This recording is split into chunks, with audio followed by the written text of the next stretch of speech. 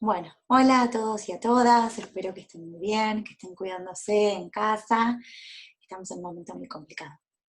Así que vamos a aprovechar esta oportunidad para continuar estudiando esta hermosa materia, que es el derecho de las familias.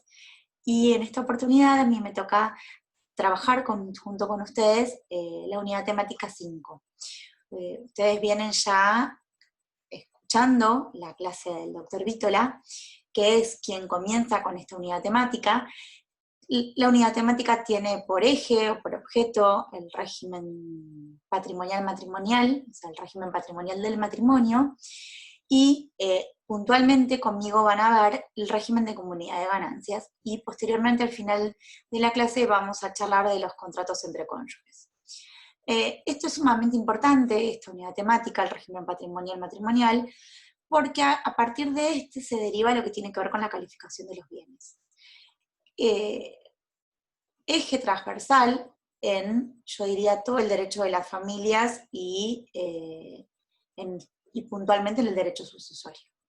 Ahora vamos a adentrarnos un poquito más en todo esto que yo les vengo contando, pero también tienen que saber que esta es una de las grandes modificaciones que ha tenido nuestro Código Civil y Comercial, que se ha puntualizado, por llamarlo de alguna manera, o ha trabajado fuertemente en lo que tiene que ver con el régimen patrimonial del matrimonio, y en este contexto justamente no ha sido ajeno el régimen de comunidad de ganancias, ¿no? Lógicamente. Régimen de comunidad de ganancias, como bien llama nuestro Código Civil y Comercial, pero que muchos deben conocer como sociedad conyugal, o lo han escuchado llamar como sociedad conyugal, que era la forma habitual a la que se referían anteriormente a la modificación. Bueno, como habitualmente hacemos, yo voy a proceder a compartir la pantalla y vamos a trabajar con el PowerPoint que preparé para esta clase, ¿sí? Acá me veo de nuevo. Bueno, este PowerPoint, bueno, lo tienen acá disponible en este video que después les vamos a subir para que ustedes puedan visualizar. Y bueno, y está armado en función de distintos autores que ustedes pueden ver para poder estudiar lo que es régimen patrimonial matrimonial, ¿sí? El régimen patrimonial del matrimonio. Yo voy a tratar de compartir el PowerPoint en pantalla grande, ya la vez anterior se trabó, así que si sucede lo mismo, bueno, lo veremos en miniatura, ¿sí? Así que bueno, ahí voy a compartir la pantalla grande. Bueno, yo he optado por esta imagen, que en este caso es un matrimonio entre dos personas del mismo género, pero podría ser tranquilamente entre dos personas de distinto género, pero podría ser, me traicionó el inconsciente, podría ser tranquilamente entre dos personas del mismo género. Lo que me pareció interesante de la imagen fue justamente esta situación de los cónyuges subidos o plantados desde lo que tiene que ver con lo monetario, ¿no? Bueno, que justo en esta oportunidad que estamos trabajando con el régimen patrimonial del matrimonio me pareció súper interesante. Bien, ¿qué es el régimen de comunidad de ganancias? Como ustedes ya han visto con el doctor Vítola, el régimen de comunidad de ganancias es uno de los regímenes por los cuales los futuros contrayentes pueden optar como futuro régimen patrimonial matrimonial, en el caso en que opten, ¿no? Entonces, es uno de los regímenes patrimoniales matrimoniales. ¿Cuándo va a comenzar este régimen de comunidad de ganancias? Bueno, nuestro código en esto es claro. Dice, el régimen patrimonial matrimonial comienza cuando los futuros contrayentes en realidad se casan. Digamos, hasta ese momento no tenemos régimen patrimonial matrimonial porque no estamos casados. Entonces, ¿qué es? Dijimos, es uno de los regímenes patrimoniales del matrimonio, ¿sí? Que establece nuestro derecho vigente. Y esto es sumamente importante porque cuando se llevó a la discusión de la modificación del régimen, de la posibilidad de modificar nuestro régimen patrimonial del matrimonio, ustedes saben que antes no existía el derecho a opción entre la separación de bienes y el régimen de comunidad de ganancias, se discutieron distintos regímenes patrimoniales que existen a nivel mundial. Nuestro código se quedó con dos. Se quedó con el régimen de comunidad de ganancias y con el régimen de separación de bienes. En este caso, yo voy a charlar, vamos a charlar puntualmente lo que tiene que ver con la comunidad de ganancias. Como yo ya le adelanté, ¿cuándo comienza el régimen de comunidad de ganancias? Pues bien, comienza cuando los futuros contrayentes, efectivamente contraen matrimonio. Dicen, sí quiero, ante el oficial del Estado Civil y Capacidad de las Personas, ¿sí? Del registro del Estado Civil y Capacidad de las Personas. Cuando se cumple con las formas y formalidades y se contrae matrimonio, a partir de ahí empieza este régimen de comunidad de ganancias. ¿Qué va a poder ser? Porque los futuros contrayentes optaron, y por lo tanto ahora ya casados, quedan subsumidos a este régimen patrimonial-matrimonial, o lo que se conoce como régimen supletorio de carácter supletorio. Este régimen supletorio de carácter supletorio está previsto en el artículo 463 del Código Civil y Comercial, que justamente le da este carácter, ¿no? Carácter supletorio, dice el artículo. Que lo vamos a leer, dice, fíjense que ya habla de la falta de opción, o sea que nosotros siempre vamos a tener un régimen patrimonial-matrimonial, ¿sí? O es el que eligen los futuros contrayentes, para el momento en que se contraigan nupcias, o es el que la ley nos impone. En este caso, justamente, el régimen de comunidad de ganancias, que es el que establece el 463, que dice, a falta de opción hecha en la convención matrimonial, los cónyuges quedan sometidos desde la celebración del matrimonio, ni antes ni después, al régimen de comunidad de ganancias reglamentado en este capítulo. No puede estipularse que la comunidad comience antes o después, excepto cuando, algo que ustedes ya saben, cuando nosotros podamos modificar el régimen patrimonial-matrimonial. ¿Qué va a tener que pasar? Pues bien, va a tener que transcurrir un año desde que yo opté por este régimen patrimonial-matrimonial o desde que contraje matrimonio. Bien. Bueno, continuamos. Y acá la importancia de establecer el régimen de comunidad de ganancias se radica en entender lo que se conoce como calificación de los bienes. La calificación de los bienes es realmente importante, es un tema que ustedes tienen que saber, porque además es un tema que en la profesión se utiliza muchísimo, sobre todo con lo que más habitualmente trabajamos, lo que trabajamos en las cuestiones de las familias, que es con los divorcios, que es una de las formas de disolver el matrimonio, y con las sucesiones, ¿sí?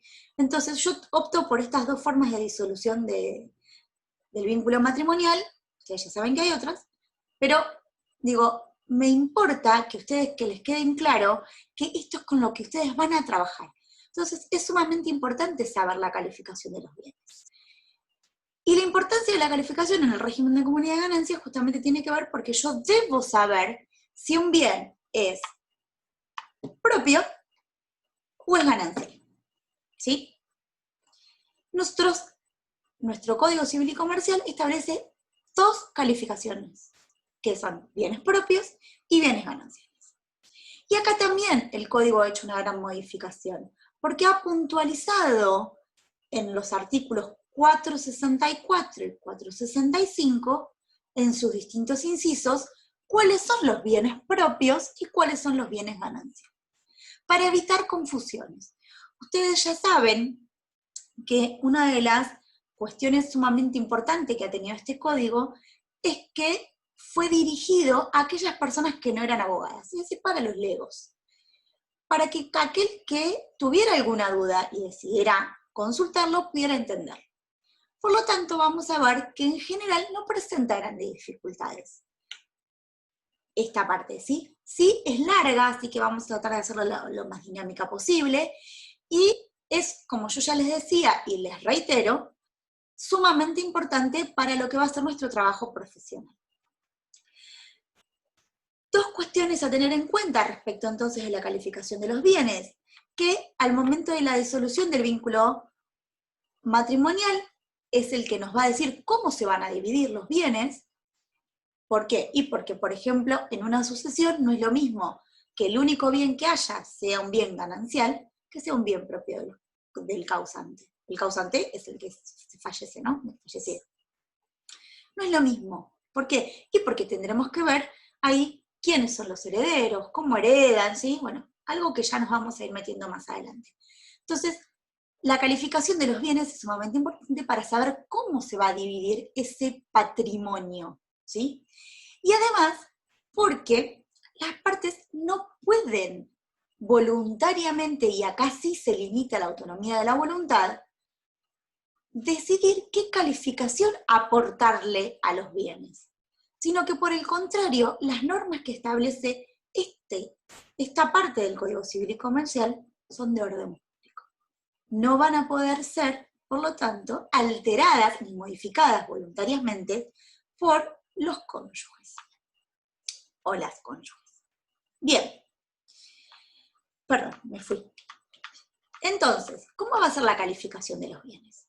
Vamos a tener bienes propios de un cónyuge, bienes propios de el otro cónyuge, y ahora me voy a minimizar un cachito, ahí estoy, bienes gananciales, y vamos a tener dentro de estos bienes gananciales de un cónyuge y bienes gananciales del otro cónyuge, ¿sí? Del otro o la otra. Siempre hablamos con perspectiva de género, ¿sí? Bien. Estos principios que yo les detallé acá, estos 3 principios que hacen referencia al régimen de comunidad de ganancias y que sirven para calificar a los bienes, son los principios que son transversales a todas estas normas que vamos viendo ahora, que es la incolumnidad de las masas, la subrogación real y el principio de accesión. Ustedes van a ver que en los distintos incisos de los artículos que yo ya les mencioné, estos principios se encuentran vigentes, se encuentran a lo largo de todo el articulado. Vamos a arrancar entonces con lo que tiene que ver con los bienes propios, por esto esta niña grita como loca, es mío, ¿no? Y vamos a ver que nuestro código ya nos establece cuándo se va a considerar o se va a calificar dentro de este matrimonio como un bien propio de uno de los cónyuges o de las cónyuges. Y acá sí, por ahí me voy a ver si me veo igual, si se ve igual. Los bienes propios van a ser los adquiridos. Antes de la celebración del matrimonio, los recibidos posteriormente a la celebración del matrimonio, pero con un origen a título gratuito, que va a ser por herencia, legado o donación, esas son las 3 formas de adquirir bienes por título gratuito, los obtenidos por subrogación real, ¿sí? Que ya nos vamos a ir entendiendo en cada uno de todos estos puntos, ¿sí? Los que reconocen una causa anterior al matrimonio, y por último, los aumentos materiales que se efectivicen o que se realicen en esos bienes que son de carácter o de calificación propia, ¿sí? Entonces, esto en principio son las 5 formas que vamos a tener de poder calificar como un bien a un bien propio. Vamos a saber que si ese bien se adquirió antes de la celebración del matrimonio, es un bien propio de un cónyuge, que si lo recibió durante el matrimonio, pero el título que le da origen es un título gratuito, la donación, la herencia o los legados, eso también hace a un bien propio. Aquellos que se obtengan por subrogación real, es decir, que yo con dinero propio, con la venta de un bien propio, compro otro bien, por ejemplo, se le continúa este carácter. Los que reconocen una causa anterior al matrimonio, supongamos que yo estaba poseyendo un bien inmueble anteriormente a casarme, ¿sí?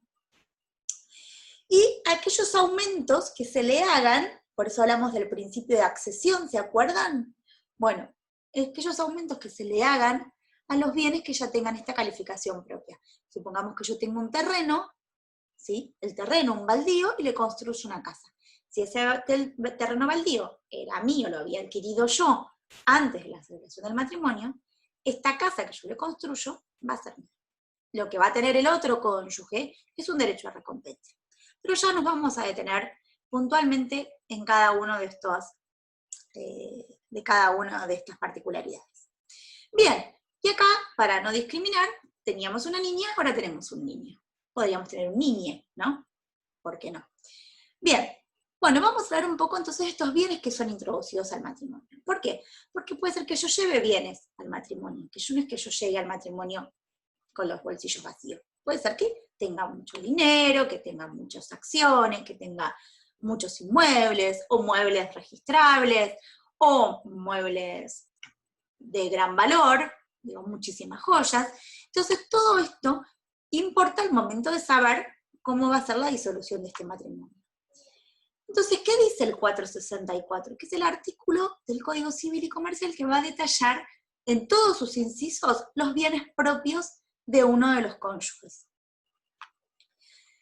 Que van a ser bienes propios los bienes de los cuales los cónyuges tienen la propiedad, otro derecho real, o la posesión al tiempo de la iniciación de la comunidad. Es decir, que todos estos ya son introducidos al matrimonio con una causa origen anterior, ¿sí?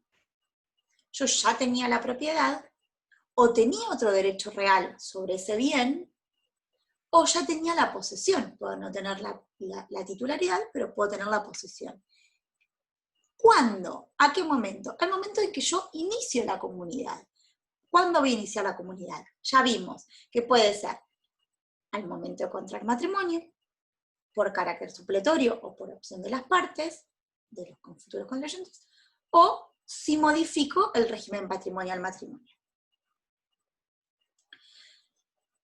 Otra de las situaciones que habíamos visto era la posibilidad de los bienes propios a título gratuito. Entonces, esto está regulado en el inciso B del artículo 464. Y acá Pepe dice, bueno, esto es mío, ¿no? Entonces acá a mí me pareció interesante el dibujo justamente por lo que dice el artículo, ¿no? El artículo 264 dice, los adquiridos durante la comunidad por herencia, legado o donación. Aunque sea conjuntamente por ambos. O sea, puede ser que a las dos, que una persona le legue, le done o reciba por herencia, ambos cónyuges. Ahora, eso no significa que ese bien va a ser ganancial, sino que por más que lo reciban los dos cónyuges, ese bien, por el título que trae, se va a considerar o se va a calificar como un bien propio de cada uno de esos cónyuges que integran este matrimonio. Sin perjuicio de eso, obviamente lo que siempre van a tener los cónyuges es el derecho a recompensa, que esto después lo vamos a ver un poquito más adelante. Ahora, no son propios los bienes recibidos por donaciones remuneratorias. ¿Por qué? Justamente porque las donaciones remuneratorias se consideran que hay una contraprestación. Entonces, esta contraprestación se considera que va a ser ganancial, ¿sí? Bien. Dice, no son propios los bienes recibidos por donaciones remuneratorias, excepto que los servicios que dieron lugar a ellas hubieran sido prestados antes de la iniciación de la comunidad. Esto que venimos siempre diciendo, ¿no? Bueno, hay que tener presente como eje cuál es el origen, o sea, cuándo fue, si fue anterior al inicio de la comunidad de ganancias, ¿sí? En caso de que el valor donado exceda de una equitativa remuneración de los servicios recibidos, la comunidad debe recompensa al donatario por el exceso, ¿sí? O sea, ya acá la comunidad es la que le debe la recompensa. Bien. Ahora, justamente continuamos con el tema de las recompensas. ¿Y qué sucede cuando hay una donación con cargo? Fíjense, bueno, acá le donan a este señor algo, ¿y qué vamos a tener de nuevo? Una recompensa. ¿Cuándo? Cuando este cargo haya sido solventado con bienes de la comunidad de ganancias, ¿sí? Fíjense, el bien que se adquiere es propio, pero si la carga, o sea, este cargo que le dejan es justamente soportado con bienes gananciales, lo que tiene el otro cónyuge, lo que tiene la comunidad, es un derecho a recompensas, ¿sí? Por eso la imagen acá de un regalito a uno y la bolsita al otro. Bueno, yo te doy, pero si yo a vos colaboré para levantar ese cargo, para ayudarte con esta carga, vas a tener que aportar al momento de la disolución del matrimonio. Una de las cuestiones que no aclaré, pero que por ahí me parece importante, bueno, lo vamos a ver bien cuando veamos bienes gananciales, pero que por ahí es oportuno en este momento, porque ya empezamos a hablar un poco de lo que tiene que ver con las recompensas y demás, es que cuando yo ingreso al régimen de comunidad de ganancias, no debe haber una confusión entre lo que significa la comunidad de ganancias, un bien ganancial, de lo que tiene que ver con la titularidad, ¿sí? Esta es una de las cuestiones que el Código Civil y Comercial también ha venido a aclarar. Y esto es sumamente importante, ¿por qué? Porque aquellos cónyuges, que que quedan subsumidos en este régimen de comunidad de ganancias, o que han optado por el régimen de comunidad de ganancias, tienen un derecho eventual o en expectativa. ¿A cuándo? Al momento de la disolución, ¿sí? Esto quiero que quede bien en claro, porque una de las preguntas habituales de examen es, bueno, yo estoy casada, me compro un auto, ¿de quién es ese auto? Y dicen, es de los dos, y el auto no es de los dos, ¿sí? Entonces, esto es lo que justamente importa también al momento de tener presente el régimen de comunidad de ganancias. Bueno, como ustedes ven acá, no se ven porque yo los estoy tapando con la imagen, pero tienen dos flechitas, ¿sí? ¿Qué es lo que sucede acá en el supuesto de que el artículo 464 habla de la permuta, o sea, cambia una cosa por otra, la inversión o la reinversión. En estos supuestos, también la calificación de los bienes sigue siendo de un bien propio. ¿Por qué? ¿Qué estoy haciendo yo?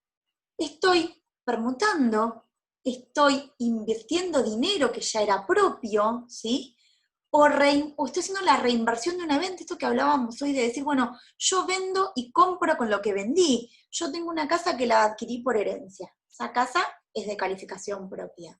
Bueno, la vendo y me compro un departamento. En ese interín, o sea, estoy casada.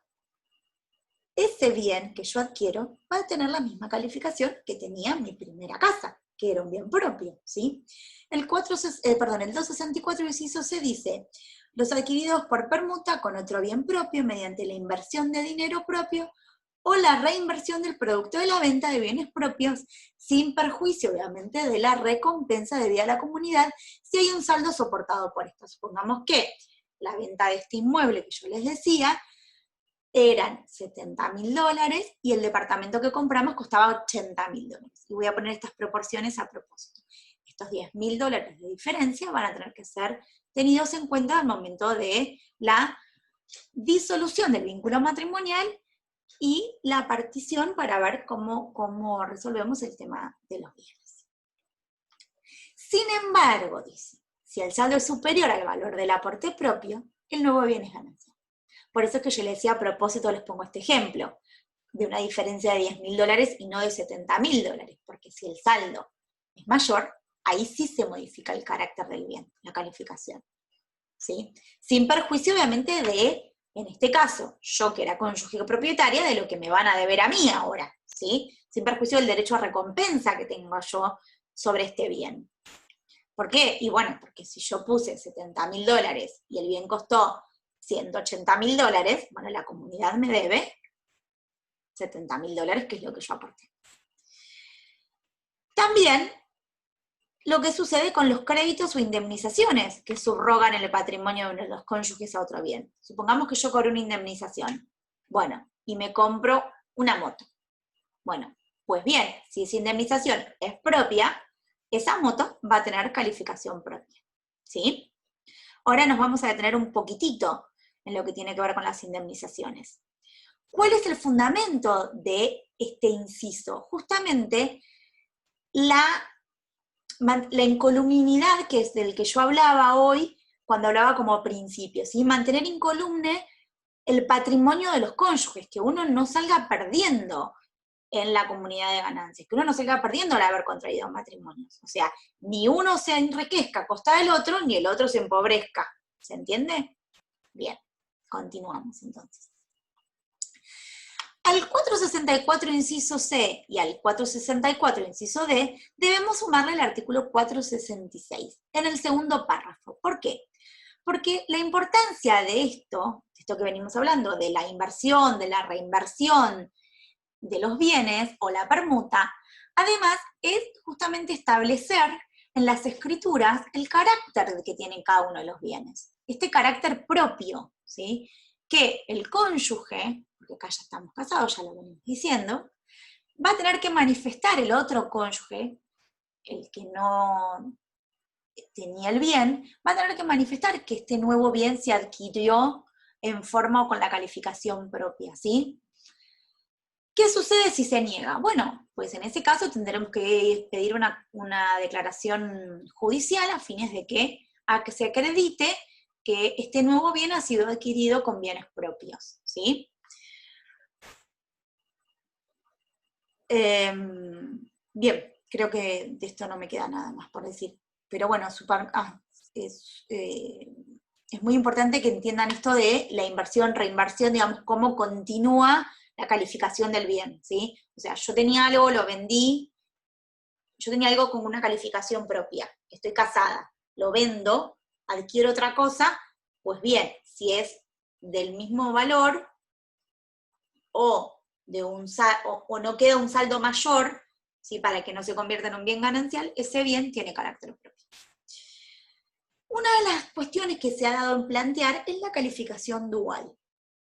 ¿Existe la posibilidad de que un bien tenga calificación dual? Digo, y en esto que también yo les decía hoy, a propósito de los $70.000 y 80.000, como $10.000 de diferencia.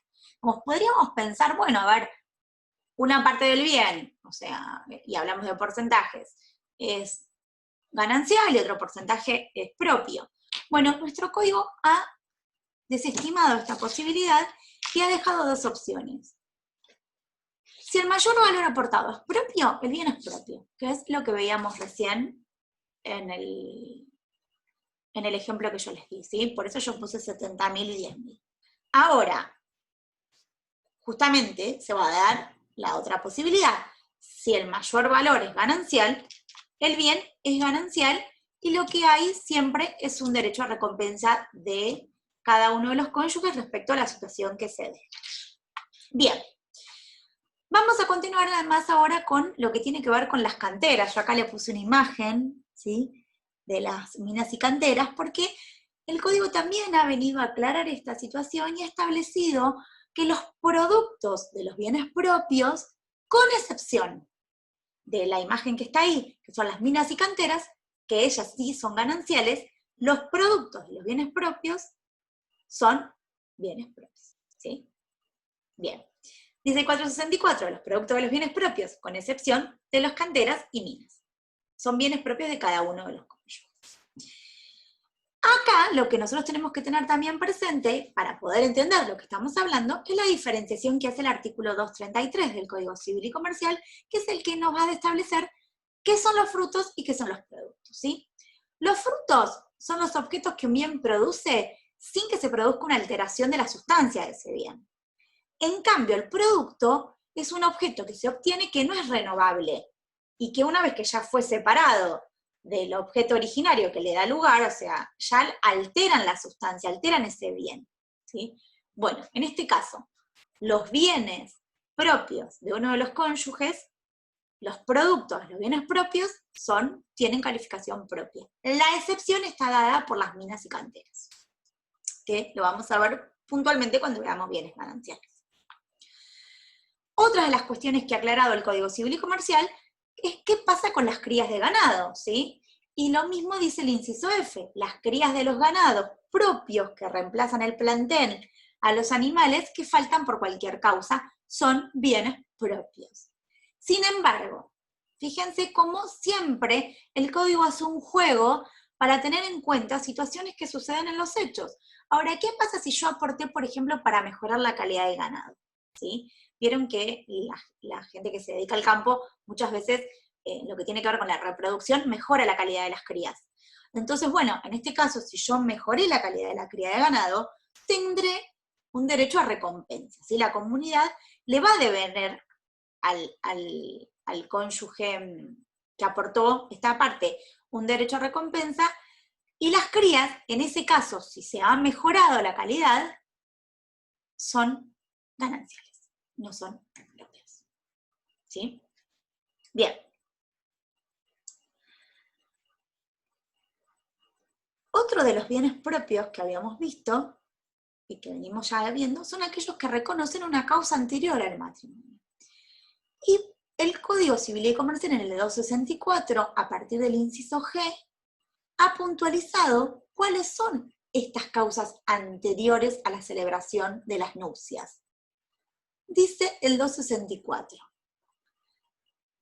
Los adquiridos durante la comunidad, aunque sea a título oneroso, si el derecho de incorporarlos al patrimonio, ya existía al tiempo de su iniciación.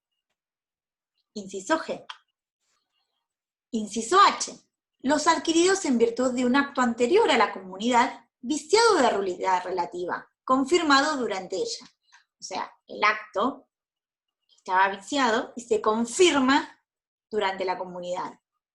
La causa origen fue anterior a la celebración de las nupcias. Por lo tanto, se considera que el carácter es propio. El inciso I, los originariamente propios que vuelven al patrimonio del cónyuge por nulidad, resolución, rescisión o revocación de un acto jurídico. O sea, se habían ido del patrimonio del cónyuge, ¿sí? Vuelven al patrimonio, estando casado, pero la causa anterior fue antes de la celebración de las nupcias. Por lo tanto, al reingresar al patrimonio, aunque ahora esté casado, la causa origen determina la calificación del bien, que es propio. La plena propiedad de bienes cuya nuda propiedad se adquirió antes del comienzo de la comunidad, si el usufructo se extingue durante ella, así como la de los bienes grabados con otros derechos reales que se extinguen durante la comunidad, sin perjuicio nuevamente del derecho a recompensa que le correspondan a cada uno de los bienes. A cada uno de los cónyuges. En este caso sucede lo mismo. Yo adquirí la nueva propiedad antes del comienzo de la comunidad, con un usufructo, o con un derecho real, ¿sí? Si eso se extingue durante la comunidad, no se modifica la calificación del bien. Estas son todas las causas orígenes anteriores al matrimonio. Acá vamos a ver lo que se conoce como el derecho de accesión, o mejoras también, que no es lo mismo, pero bueno, quiero hablar puntualmente porque yo les puse este ejemplo de antes y después para que puedan pensar justamente en lo que es una mejora, ¿sí? Supongamos que yo tenía un departamento, tenía una casa de 80 metros cuadrados cuando era soltera, mía, me la compré, está mi nombre, me la compré estando soltera. Me caso. Y esa casa de 80 metros cuadrados se convierte en una casa de 200 metros cuadrados. ¿Sí? Bien. Ahí ya tenemos por ahí, bueno, este ejemplo es un poco más humilde, pero bueno, por eso la foto del antes y el después. Fíjense que el inciso J dice, los incorporados por accesión a las cosas propias, sin perjuicio de la recompensa debida a la comunidad por el valor de las mejoras o adquisiciones hechas con dinero de ella. Bueno, estas mejoras que yo les digo, estos 120 metros cuadrados más que le hicimos a la casa, lo hicimos con dinero ganancial, ¿sí? Bueno, habrá un derecho de recompensa, pero no se modifica la calificación del bien. ¿Por qué? Porque ese bien ya tenía una calificación que era anterior a la celebración de las nupcias, que era un bien propio mío, en este caso. No es el supuesto, va claro, por las dudas. Bien, sigue diciendo el 464. Habla acá de las partes indivisas, ¿sí? Por ejemplo, dice las partes indivisas adquiridas por cualquier título. ¿Qué son las partes indivisas? Las partes indivisas se le habla a los porcentajes, ¿no? Por el cónyuge que ya era propietario de una parte indivisa de un bien al comenzar la comunidad, o que la adquirió durante esta en calidad propia, así como los valores nuevos y otros acrecimientos de los valores mobiliarios propios, sin perjuicio de la recompensa debido a la comunidad en caso de haberse invertido bienes de esta para la adquisición. Supongamos que yo tengo una casa, el 65% de un inmueble, por eso habla de partes indivisas con calidad propia, con carácter propio. Bueno, ya eso hace que si yo quiero comprar la parte restante de ese bien inmueble, le siga a la calificación que tenía esa parte indivisa anterior, ¿sí? ¿Queda claro? Bueno, espero que sí. Y acá es importante lo que, en esta modificación, es importante lo que es el plenario Sanz, ¿sí? Que yo acá les puse un extracto chiquito, pero dice, reviste de carácter propio la totalidad del bien cuando el cónyuge que tenía porciones indivisas de ese carácter adquiere a título oneroso las restantes porciones durante la existencia de la sociedad conyugal. O sea, me parece que es sumamente claro y no da lugar a muchas disidencias respecto de qué es lo que sucede si yo adquiero mayores porciones de un bien que yo ya tenía una parte indivisa, ¿sí? Bien. El inciso L, la plena propiedad de bienes cuya nuda propiedad se adquirió antes del comienzo de la comunidad, si el usufructo se extingue durante ella, así como los bienes grabados con otros derechos reales que se extinguen durante la comunidad, sin perjuicio del derecho a recompensa, ¿sí? Esto ya lo habíamos visto. ¿Qué otras cosas son mías? Son propias, tienen calificación propia. Bueno, pues las ropas y los accesorios, obviamente. Y esto está detallado en el Código Civil y Comercial. El inciso M establece que las ropas y los objetos de uso personal de uno de los cónyuges, sin perjuicio de la recompensa debida a la comunidad, si son de gran valor. Esto que yo le decía, bueno, las joyas, ¿sí? Me regalaron un anillo de diamantes, una cadena, unos aros. Bueno, esto también va a hacer o va a dar derecho a un lugar a recompensa, ¿sí? Y también los necesarios para el ejercicio de su trabajo o profesión, sin perjuicio de la recompensa debida a la comunidad. Si fueron adquiridos, obviamente con bienes gananciales. Esto es importante porque cuando nosotros a veces, esto que parece tan obvio, que las ropas y los objetos de uso profesional y los objetos de uso personal son de uno, ¿no? Tienen que ver con este derecho personalísimo de las personas, valga la redundancia. Esto que parece tan claro, bueno, a veces no es tan claro y a veces tienen que estar los jueces diciendo, bueno, permítale al fulano o a la fulana que retire sus bienes personales, sus ropas, sus objetos del domicilio, ¿no? Estas son cosas que suceden en los divorcios. Y yo dije que me iba a puntualizar o parar un poco en el tema de las indemnizaciones, porque también es un tema bastante confuso y que da lugar a incluso mucha confusión durante en el ejercicio de la profesión, ¿no? ¿Cuándo esta indemnización va a tener carácter ganancial o cuándo va a tener carácter o calificación? El eje transversal a todo esto tiene que ver con este derecho personalísimo. Cuando se vea afectada la persona en su integridad, su derecho personalísimo. Por ejemplo, yo puse en este caso el de la imagen de una incapacidad sobreviniente, ¿no? Digamos, es lo que yo me imaginé cuando vi la imagen. En donde el que se ve afectado es la persona. Por eso, esa indemnización va a ser de calificación propia. Imagínense, no sé, Dios no quiera, ¿no? Pero Leo Messi tiene un accidente y le cortan las piernas. Dios no quiera. Dios, el que sea, ¿no? Dije Dios porque es, como digo, lo habitual. Bueno, cuestión es que uno dice así, que sí, bueno, y, digamos, esta indemnización que se le puede hacer lugar a él, ¿va a ser de su mujer, de Antonella Rocuso, algo así creo que se llama, o es de él?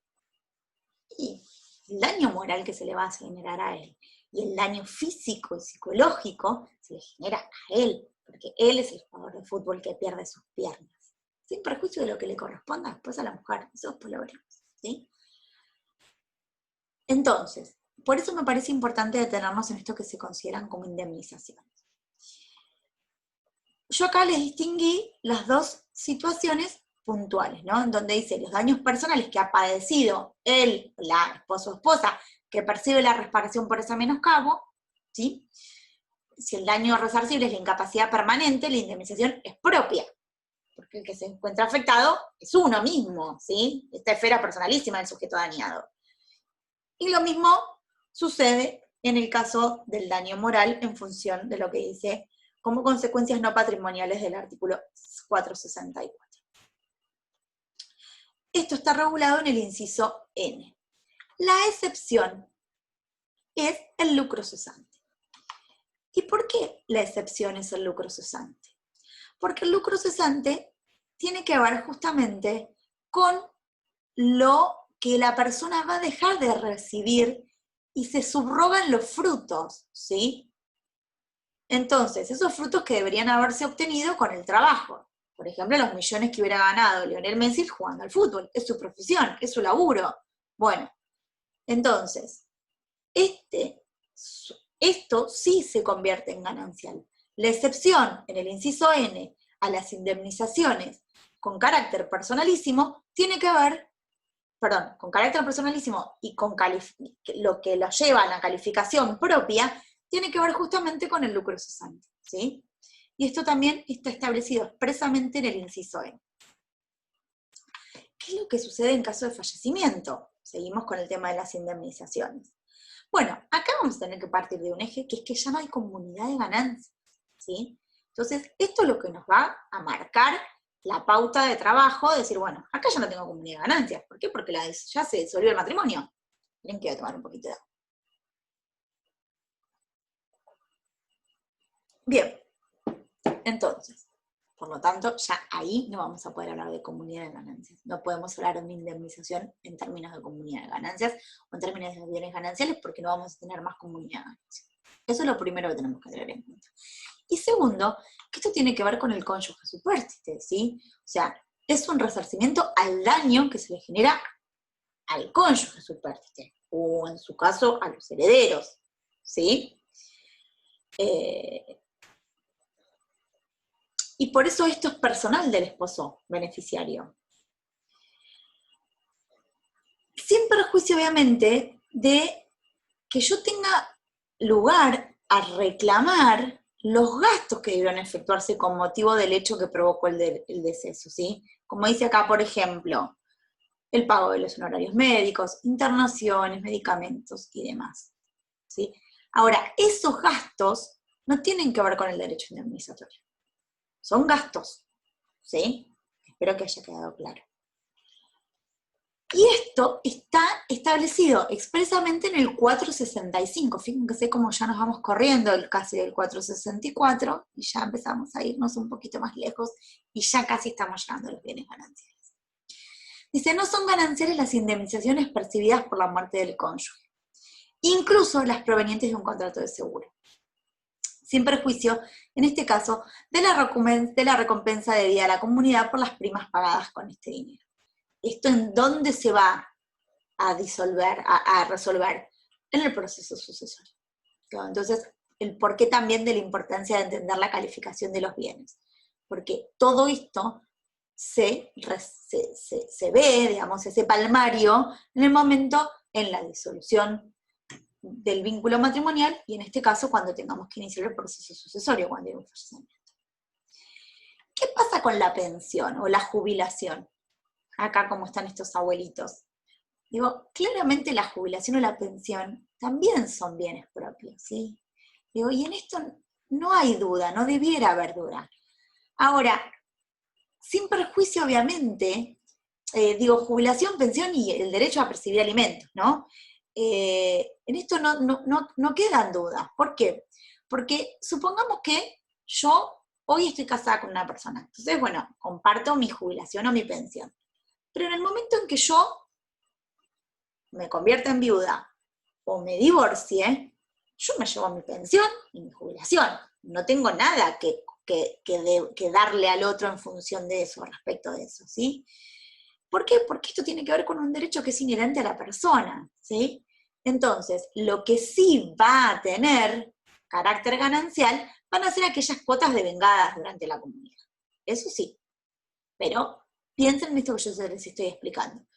Si yo estoy casada y comparto con alguien mi jubilación, bueno, si yo me divorcio, me separo no, me divorcio, quiero que queden claro que tiene que ver con la disolución del vínculo matrimonial, yo me divorcio, yo mi jubilación me la llevo íntegra, no tengo nada que compartir con el otro. ¿Y qué pasa con los derechos intelectuales? ¿Sí? Acá, en esta cabecita que surge de acá.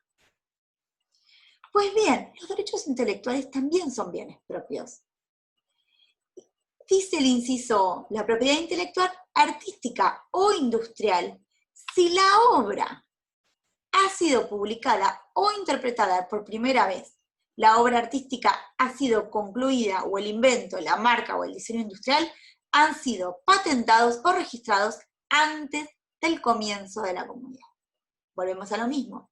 Fíjense cómo el código trae el eje en el momento, ¿sí? El antes. El derecho moral sobre la obra intelectual es siempre personal del autor, dice el inciso. Y acá sí, ya llegamos después de casi 50 minutos, no me maten, voy a tratar de ir un poco más rápido, a lo que tiene que ver con los bienes gananciales.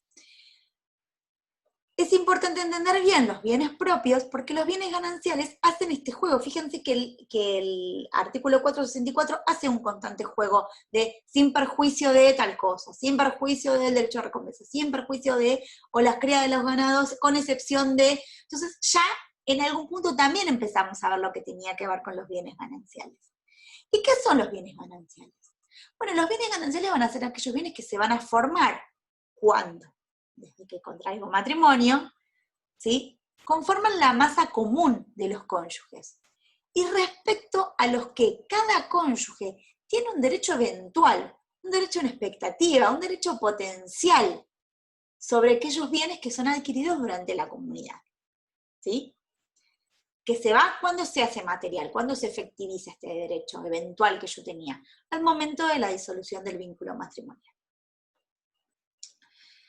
El artículo 466 dice, se presume, o sea que ya también nos establece una presunción, salvo prueba en contrario, que son bienes gananciales todos los que se adquieren durante la comunidad de ganancias. Entonces, fíjense, hasta el momento de extinción de la comunidad de ganancias, ¿sí? O sea, todos los bienes, el código presume que son bienes gananciales, ¿sí?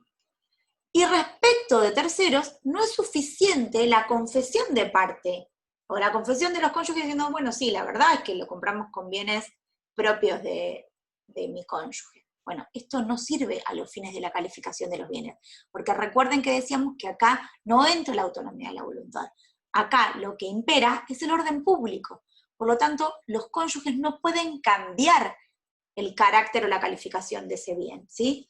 Entonces, hasta el momento de la extinción de la comunidad, hay una presunción de que los bienes son gananciales.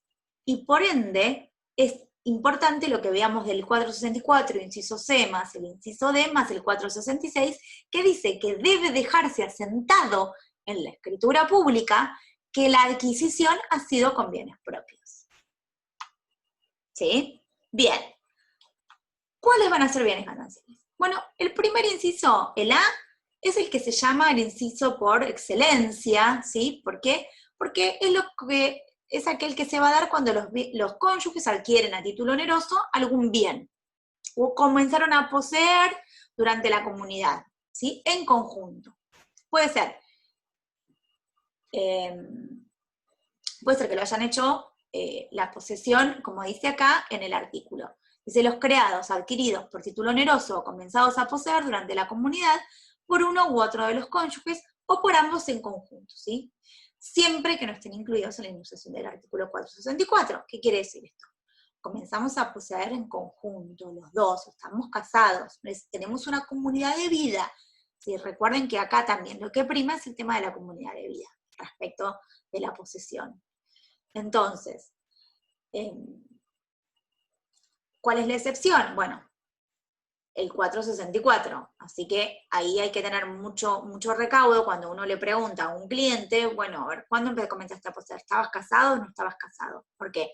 Y porque esto es lo que vamos a tener que probar si yo quiero atender a la calificación de ese bien, ¿sí? Recuerden que el código va a presumir que es un bien ganancial.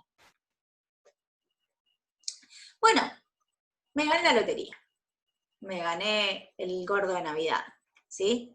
¿Qué hago? Le digo a mi cónyuge, no, ¿sabes qué? Me lo gané yo fui a la casa de lotería, me compré el billete, me lo traje, lo puse bajo la almohada, soñé que me lo ganaba, entonces ahora es mío.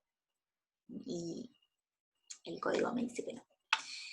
Son bienes gananciales, dice, los adquiridos durante la comunidad por hechos de azar, como lotería, juego, apuestas o hallazgos de tesoros. No es taxativo el artículo, este inciso.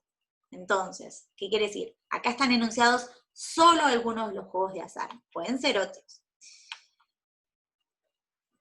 Acá sí es importante la diferenciación que se hace respecto al tesoro, ¿sí? ¿Qué es lo que establece el 1953 del Código Civil y Comercial? ¿Qué dice? Si el tesoro es descubierto en una cosa propia, el tesoro pertenece al dueño en su totalidad. Si es parcialmente propia, le corresponde la mitad como descubridor y sobre la otra mitad la proporción que tiene en la titularidad sobre la cosa. Entonces, ¿cuándo el hallazgo va a ser ganancial? Cuando el tesoro haya sido descubierto en, por ejemplo, un inmueble ganancial, ¿sí? Ahora, si fue descubierto el tesoro en un inmueble propio, tengo que ver lo que dice 1953, ¿sí? Bien. Los frutos naturales, industriales, civiles, acá los frutos, y yo le puse la imagen esta de, no sé si se recuerdan la película. Bueno, acá se están peleando estos dos por esta, sería una avellana, creo. Bueno, dice el 465, los frutos naturales, industriales o civiles de los bienes propios y gananciales, devengados durante la comunidad.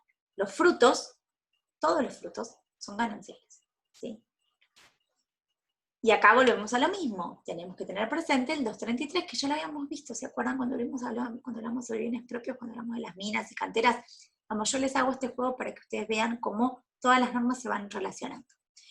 Los frutos naturales son las producciones espontáneas de la naturaleza, los industriales son los que crea el hombre, y los civiles son las rentas que produce una cosa, Las remuneraciones del trabajo se asimulan a los frutos civiles, por eso decimos que los salarios son gananciales también. Y acá un poco ya me adelanté, y le puse este cartelito que ven ustedes acá al costado, que dice honorarios, ¿por qué? Porque el 465 en el inciso D dice los frutos civiles de la profesión, trabajo, comercio o industria de uno u otro cónyuge devengados durante la comunidad. Son gananciales, sí. ¿Qué pasa con el usufructo? Bueno, el inciso E dice lo devengado durante la comunidad como consecuencia del derecho a usufructo de carácter propio, ¿sí? El usufructo de un bien propio, acá nos dice, también, devengado durante la comunidad, nos da lugar a calificarlo como un bien ganancial. ¿Y cuánto van a ser también bienes gananciales? Fíjense la imagen que yo tengo acá. ¿Qué es esto? Yo entré a una casa y me dan un camión. Bueno, esto es lo que se conoce como la permuta, ¿no? Dice el inciso F. Los bienes adquiridos después de la extinción de la comunidad por permuta con otro bien ganancial, mediante la inversión de dinero ganancial o la reinversión del producto de la venta de bienes gananciales, sin perjuicio de la recompensa debida al cónyuge, si hay un saldo soportado por su patrimonio propio. Fíjense el juego que hace también con el artículo 464, ¿sí? Sin embargo, vuelve a decir lo mismo, si el saldo es superior al valor del aporte ganancial, el nuevo bien es propio, sin perjuicio de la recompensa a la comunidad. O sea, hay como un paralelismo constante. Por eso yo decía, bueno, si entendemos bien bienes propios, después es más fácil entender los bienes gananciales. Y el inciso G dice lo mismo con los créditos e indemnizaciones. Si yo tengo una indemnización ganancial, subrogan otro bien, ese bien va a ser ganancial. Ya habíamos dicho que los productos de los bienes y de las canteras y de las mineras eran gananciales, ya lo habíamos dicho con anterioridad, ¿sí? O sea, habíamos dicho que los productos de los bienes gananciales son gananciales, y además, en particular, los productos de las minas y canteras, aunque esas minas y canteras fueran propias, ¿sí? Esto ya lo habíamos visto cuando lo vimos el 464. Y acá volvemos otra vez a las crías de ganado. Dice, las crías de los ganados gananciales que reemplazan en el plantel a los animales que faltan por cualquier causa, y las crías de los ganados propios que excedan el plantel original son gananciales, ¿sí? Ahora, de la conjunción de los 464 y 465 tenemos que hacer una diferenciación de 3 supuestos de crías de ganados. Las que reemplazan en el plantel a los animales de esa calificación que faltan por cualquier causa, a las crías de los ganados propios, que exceden el plantel original, y aquellas que resultan de haber mejorado la calidad del ganado propio, ¿sí? Esto lo vimos cuando vimos también bienes propios. Entonces, eso es lo que ella hace y da lugar, en su caso, a un derecho de recompensas. Ya falta cada vez menos, ¿eh? El inciso J, ¿qué va a decir? Los adquiridos después de la extinción de la comunidad, pero con un derecho a incorporarlos durante la comunidad, ¿sí? Entonces, supongamos que nosotros teníamos la posesión de un inmueble, empezamos a poseer en conjunto, ambos cónyuges, un inmueble. Iniciamos la usucapión, en el interín nos divorciamos, ¿sí?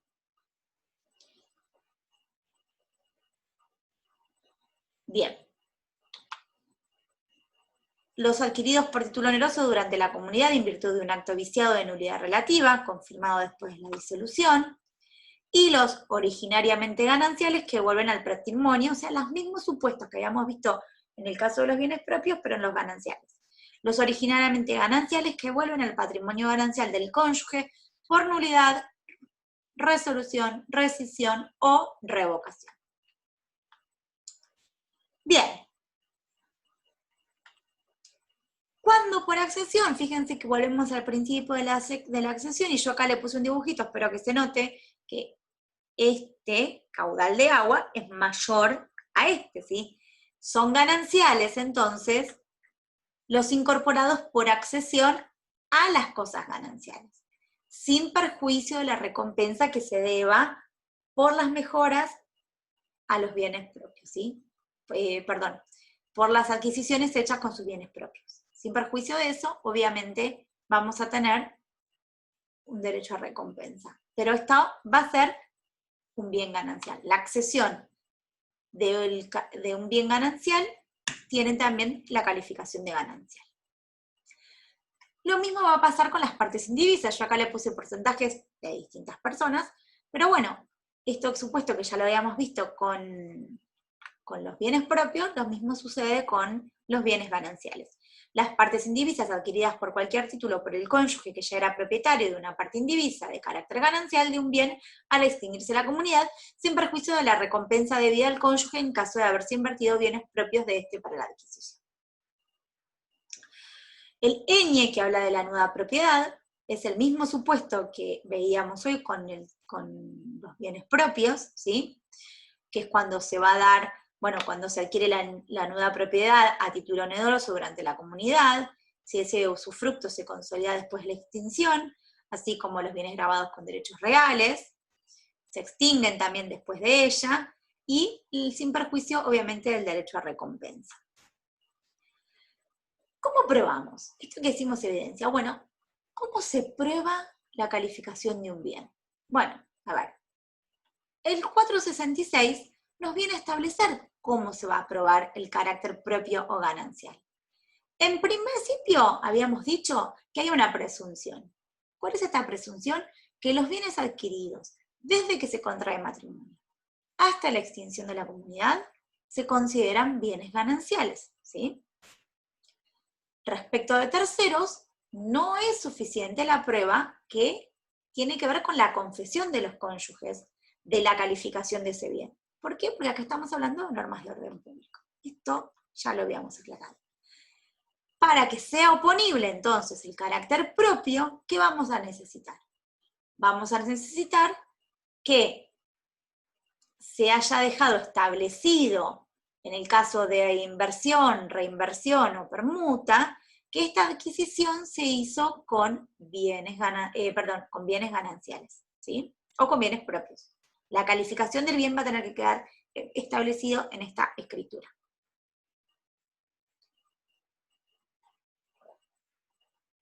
También dijimos que se puede pedir judicialmente esta declaración a los fines de probar el carácter propio o ganancial de los bienes.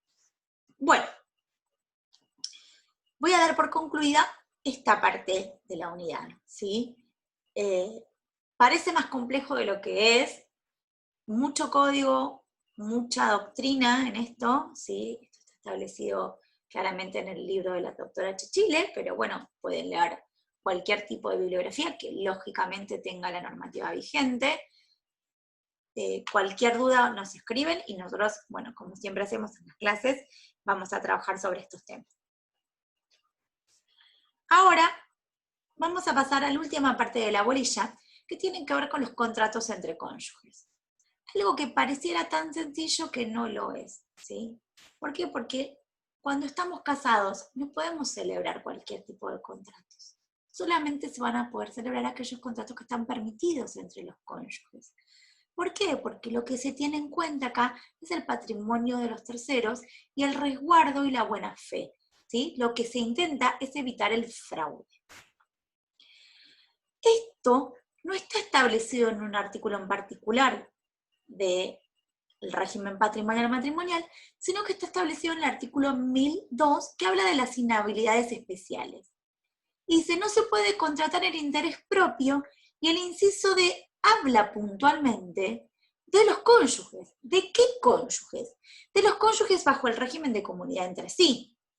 Claro, ¿por qué? Porque en realidad, si yo estoy con un régimen de separación de bienes, no hay confusión de patrimonio, ¿sí?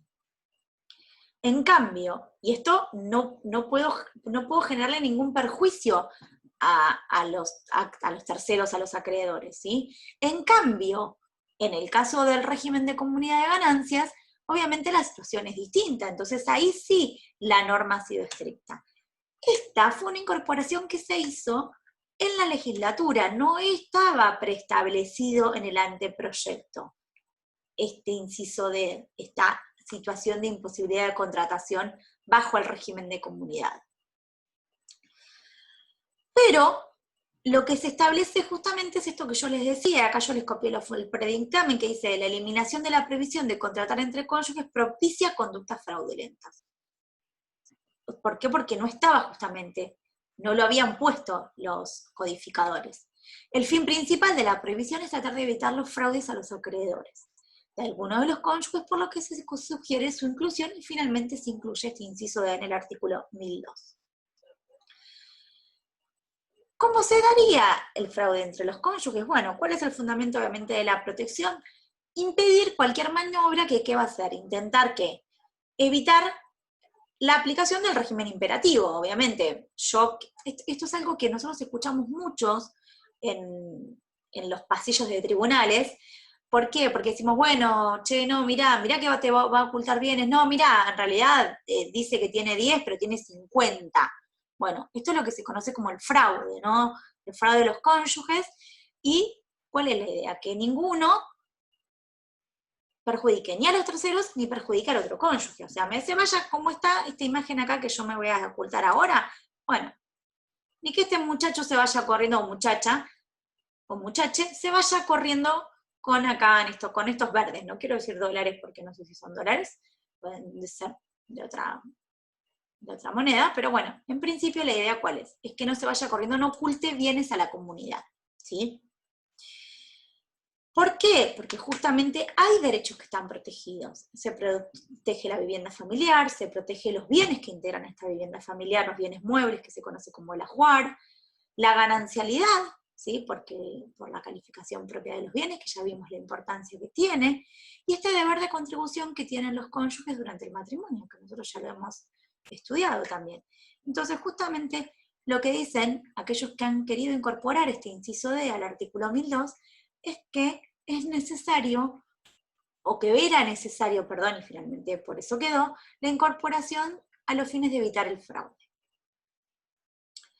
Bien, entonces, ¿cuáles van a ser los contratos que van a poder celebrar? ¿Sí? Obviamente están las convenciones prematrimoniales, que son las que prevé el 446, que va a ser la designación y avalúo de cada uno de los bienes que los futuros contrayentes van a llevar al matrimonio, cuáles son las deudas que tienen cada uno, las donaciones que se hagan entre ellos, porque hasta ese momento no son cónyuges, entonces pueden hacerse donaciones, y la opción, que ya hablamos, del régimen patrimonial matrimonial previstos en el código.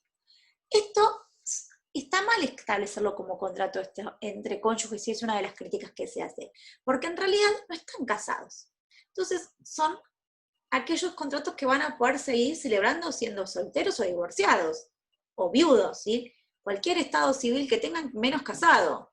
Entonces acá hay una situación que hay ya que aclarar. Una vez celebrado el matrimonio, entonces ahora sí ya son contratos entre cónyuges, solamente van a poder celebrar contratos entre sí si optaron por el régimen de separación de bienes, ¿sí? Que es lo que está establecido en el 446, yo ahí le enumeré los artículos del código, que es el 446 inciso D, 448, 449 y 505 a 508 del Código Civil y Comercial. Entonces, al haber una separación de bienes, los bienes y la calificación de los bienes son siempre bienes propios, por lo tanto, no hay impedimento de contratación entre los cónyuges. Y en el caso que se hayan optado por el régimen de comunidad de ganancias, o haya sido, perdón, me pica el ojo, por que hayan quedado subsumidos por el carácter supletorio que está establecido en el 463, bueno, acá sí hay ya una prohibición de contratación que solamente van a poder ellos celebrar contratos que tengan que ver con ¿qué? Con la modificación del régimen patrimonial. Paso de uno al otro. Sin perjuicio de eso, que eso es la télesis que da a entender, digamos, la conjunción de esos artículos, hay otros dos contratos que surgen de otras dos normas del mismo articulado y que en principio entonces ahí es donde decimos que hay un principio de incongruencias entre la legislación vigente. ¿Por qué? Porque si nos quedamos con lo que establece el 448, en principio pareciera que los cónyuges solamente pueden convenir la modificación del régimen patrimonial. Digo convenir en términos de contratos. No podrían llevar adelante ningún otro acuerdo negocial, ningún otro negocio de este tipo.